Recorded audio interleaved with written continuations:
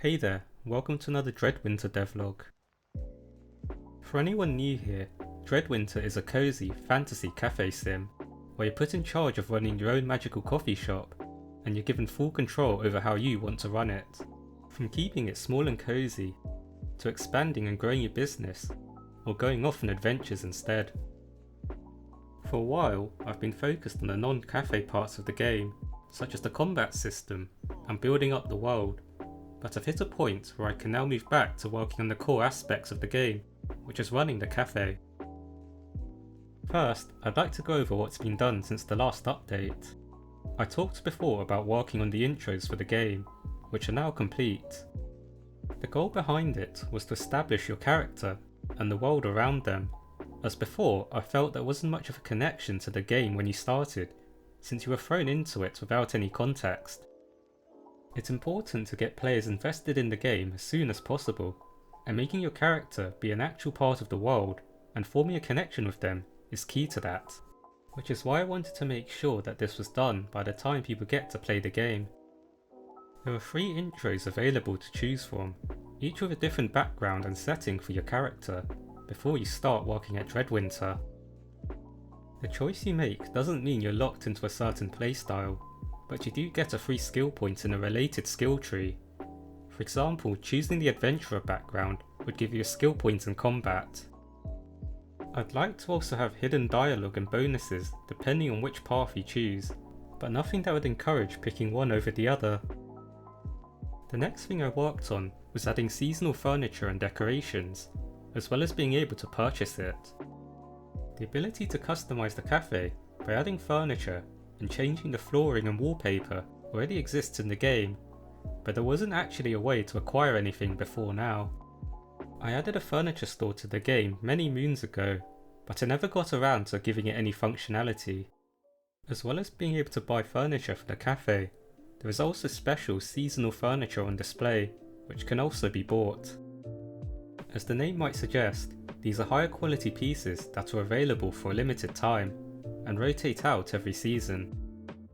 I'm slowly working on adding more pieces of furniture into the game, and in the near future there should be the option to buy different colour variations of most of them. The furniture store also functions as an animal shelter, and I've added the ability to adopt pets and have them hang around in the cafe. Early on in the game, you're given the option to adopt an animal for free, and future pets will require an adoption fee, as well as needing additional space via expansions. I figured that rather than going with the standard cat and dog, I'd create fantasy versions, so I designed a chimera cat and a dragon dog hybrid to start off with. Initially, you can only keep one animal in the cafe, but after expanding, you'll have the option to keep multiple pets at a time. I had a basement level as an expansion to the cafe that I wasn't sure what to do with, but I think I've settled on being able to turn it into an animal sanctuary. In the interest of not keeping animals in a basement, I'll add the power of magic to convert it into an outdoor realm.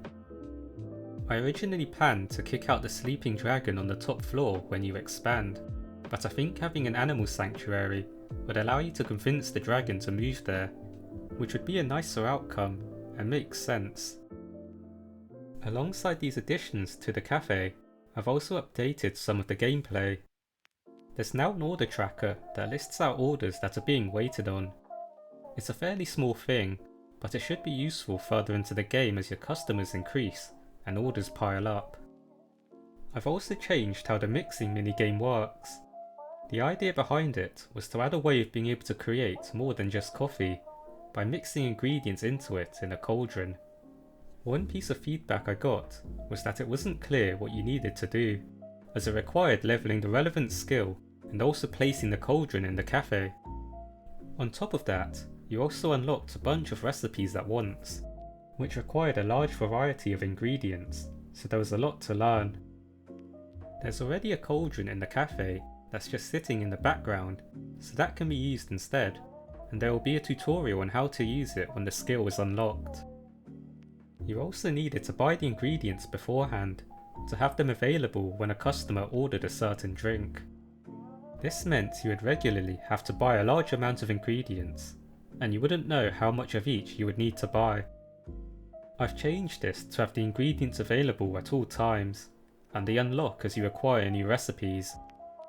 I think it would be interesting to have seasonal trends as well, so during a particular season, certain drinks and flavour profiles would be favoured, to add a bit more depth to the game.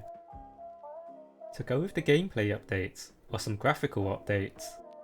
Dreadwinter has been in development for nearly 3 years, and I'd like to say the quality of my art has been steadily improving over that time. A lot of assets were made early on, and I've been taking some time to make the quality consistent with newer ones, especially around the cafe. It's a lot of minor changes, so you probably won't notice unless you've been paying close attention over the past few years. The main improvement was adjusting the colours to contrast better and be more vibrant, as well as removing unnecessary detail. What you'll notice with a lot of good pixel art is that they're not hyper detailed, but they make good use of colour to make the detail it does have stand out.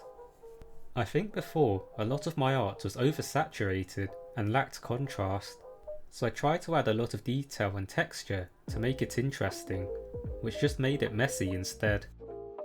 Adjusting the colours did a lot to improve its appearance, even if it's actually simpler in detail now. The last thing I wanted to talk about is adding Steam Deck and controller support.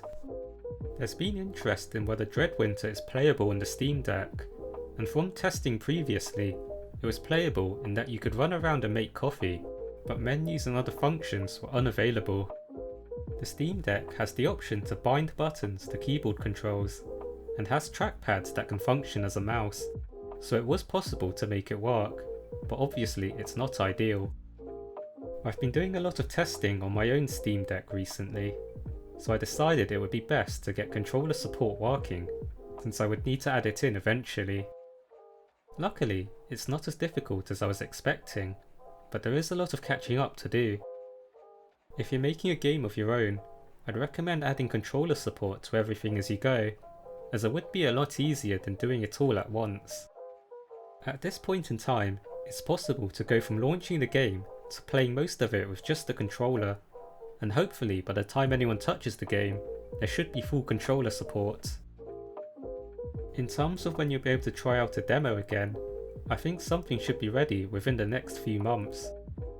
My previous estimation was around May or June, which I think is possible if there's no delays, and a lot of it depends on how much content I want to be available for it. The core gameplay is there, and the most important things to add would be full controller support and any missing audio for a more polished experience. I'd like to have cleaned up the features I've been working on as well, so that I can get to experience it. And the last remaining feature for the demo would be adding full schedules to the NPCs in town, and adding the remaining townspeople into the game. The town of Lunara is a bit lifeless without anyone going about their day, so it's something I would like to have done for a complete experience. As is typical for development, this will probably take longer than expected, but it's getting there with each passing day, and I hope that the demo, and eventually the full game, will be worth the wait. If you want to keep up to date with what's going on, I write blog posts on my website and Steam, as well as making these devlogs. That's it for this update. Like, subscribe, wishlist Dreadwinter if you haven't, and thanks for watching.